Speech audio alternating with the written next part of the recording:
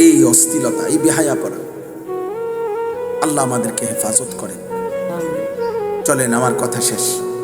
আমরা ফিকির করি এই কোরআনুল কারীম আল্লাহ তাআলা এখানে বলছেন, নবীকে আল্লাহ, ইব্রাহিমকে আল্লাহ বলছেন, আল্লাহ তাআলা বলছেন আপনি আমার পক্ষ থেকে হজ্জের ঘোষণা দেন।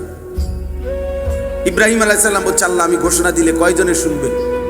আল্লাহ বলছেন, ওয়াদা দিছেন এখানে, বন্ধু আপনি ঘোষণা দিয়ে রাখেন, আমি কিয়ামত পর্যন্ত আমার ঘরে কারা কারা আসবে আমি নিয়ে আসবো,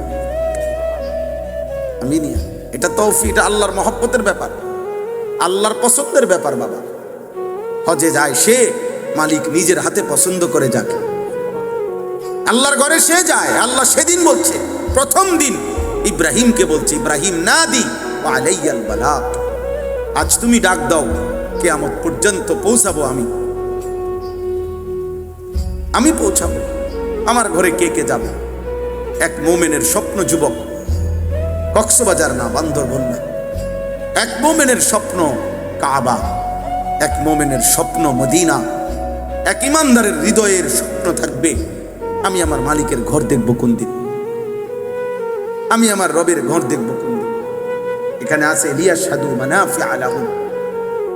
আল্লাহ বলছে বন্ধু কেউ যদি বলে হজে আসবো, কেন যাব আল্লাহর ঘরে, আল্লাহ বলেন ওরে বলেন আসতে, ও নিজে আইসা দেখুক, আমি তারে নিজে দেখাবো, আমি আল্লাহ দেখাবো ওকে আমার ঘরে আসলে মজা কেমন, আমার ঘরের চারদিকে ঘুরলে মজা কেমন, আমি দেখাবো ওরে। লিয়াশহাদু মানাফিআ লাহুম, তার কল্যাণ সে আইসা দেখুক, আমি বলবো না, আমি দেখাবো, আমি আল্লাহ নিজে দেখাবো। এজন্য আমরা সব সময় বলি, আমার শায়েখ আল্লামা মুফতি মুশতাকুর নবী সাহেব হুজুর সবসময় বলে যে যদি বলো কাবা দেখতে কেমন, আল্লাহ বলে আইসা দেখো। যদি বলে সাফা মারওয়ায় দৌড়তে কেমন, আল্লাহ বলে আইসা দেখো। যদি বলেন হাজরে আসওয়াদ দেখতে কেমন, আল্লাহ বলে আইসা দেখো। যদি বলে মাকাম ইব্রাহিম কেমন, আল্লাহ বলে বান্দায় আইসা দেখো। সাফা মারওয়া মিনা কেমন, মুজদালিফা কেমন, আরাফা কেমন, হজের এক এক রাত কেমন, এক এক দিন কেমন, আল্লাহর ঘরের এক এক ঘন্টা কেমন, আল্লাহ বলে বান্দা তুমি আসো, আমি তোমার আসলেই দেখাবো। এই জন্য তোমরা সবাই নিয়ত করো, জোয়ান ভাই তোমরা নিয়ত, 1000 টাকা আলাদা করে নিয়ত করো, আমি আল্লাহর ঘরে যাব, আল্লাহর ঘরে যাব। আমরা হযরত মাওলানা আবু তাহের মিসবাহ সাহেব হযরতের হজ্জে যে বছর গেছে, ওনার কিতাবের মধ্যে আছে বাইতুল্লাহর মুসাফির, এক বাচ্চা, ছোট্ট বাচ্চা আল্লাহর ঘরে যাইতেছে, উনি ওনারে 2টা চকলেট হুজুরের হাতে দিয়া বলছে তুমি আল্লাহর ঘরে যাচ্ছ, আমার পক্ষ থেকে আল্লাহকে দিও। এই 2টা চকলেট বলছে, কয় যে আল্লাহরে দিও, তুমি আল্লাহর কাছে না যাচ্ছ, আল্লাহকে দিও এটা। হযরত মাওলানা আবু তাহের মিসবাহ সাহেব বলেন আমি এই 2টা চকলেট নিয়ে গেছিলাম মক্কায় আল্লাহর ঘরের কাছে, আর মনে মনে ভাবতেছিলাম আমার এই বাচ্চার আমানত আল্লাহকে দিতে বলছে, আমি কেমনে দিব, আমি কি করব এটা। তখন তিনি বলেন আমার একটা হাদিস মনে পড়ছে, আল্লাহ পাক হাদিসে কুদসিতে বলছে আমার কোনো ক্ষুধার্ত বান্দাকে যদি তুমি খাওয়াইতে, সেটা আমাকেই খাওয়ানো হইতো।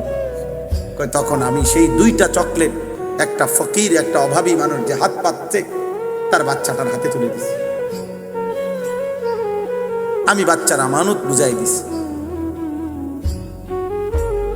এজন্য আজকে এই রাত গভীরে চলেন নিয়ত করি আমরা আল্লাহর ঘর দেখবো ইনশাআল্লাহ, মদিনার রওজা দেখবো।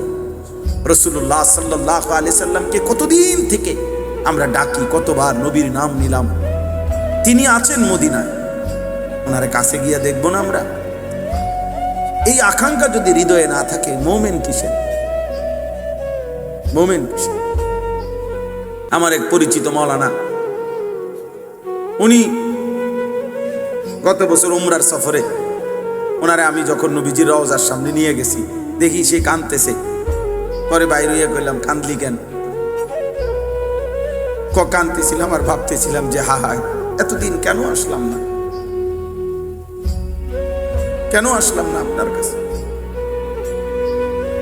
এই জন্য আমরা প্রত্যেকে ইনশাআল্লাহ আল্লাহর ঘর দেখার নিয়ত করি। বলেন ইনশাআল্লাহ, বলেন ইনশাআল্লাহ।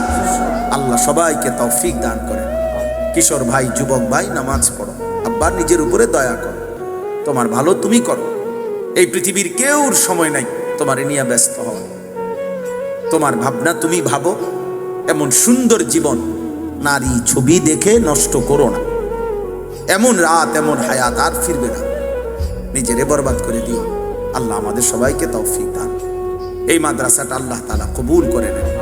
মৌলানা সাহেব বললেন, ওনার আব্বারে দেখাইলেন, অনেক কষ্ট অনেক ভালোবাসা নিয়ে নতুন মাদ্রাসাটা শুরু করেছে। মুসলমানের মেয়েদেরকে দিন শেখাবে।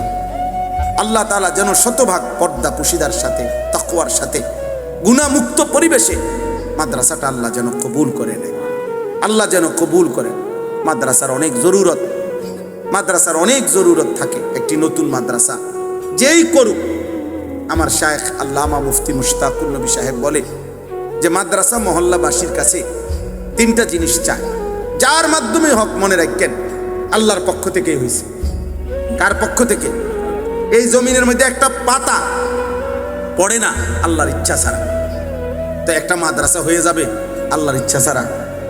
তো মাদ্রাসা যার মাধ্যমে হোক, সকলের বাকিদের দায়িত্ব হলো তিনটা। কয়টা?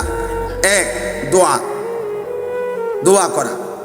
দুই, আতফাল, সন্তানকে পড়তে দেওয়া। তিন, আমওয়াল, সাধ্যমতো কিছু দান সাদাকা করা। সাধ্যমতো, যার যেটুকু সাধ্য। আমরা এসে শুনলাম মাদ্রাসার আইপিএস দরকার।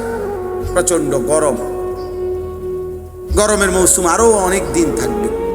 মাদ্রাসার জন্য আইপিএস কিনবে। আপনাদের কাছে আমার অনুরোধ, প্রত্যেকে মহব্বতের সাথে, আন্তরিকতার সাথে আপনাদের পকেটে একটু হাত দেন, দিয়ে যেটুক সম্ভব হয় আপনারা মাদ্রাসার এই আইপিএস কেনার জন্য কিছু সহযোগিতা করেন। আর যদি কেউ বলেন যে ইনশাআল্লাহ আমি 5,000 টাকা দেবো হুজুর, 10,000 টাকা দেবো, 1,000 টাকা দেবো, আমার কাছে এখন নাই, আমি পরে দেব, তাহলে আপনি বলেন, ইনশাআল্লাহ লিখে রাখলে আপনি পৌঁছায় দিয়ে, সামর্থ্য থাকলেই দিলেন।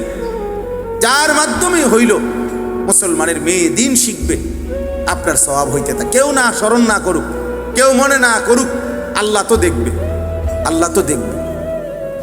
এই জন্য আপনাদের কারো যদি সুযোগ থাকে, দয়া করে আপনারা বলেন যে আমি ইনশাআল্লাহ হুজুর 5,000 টাকা দেব, 1,000 টাকা দেব, 2,000 টাকা দেব, ইনশাআল্লাহ বরকত হবে।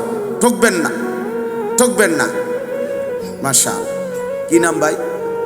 নজরুল ভাই 1,000 টাকা দিবেন, আল্লাহ কবুল করেন। আলহামদুলিল্লাহ। আর কেউ বলেন?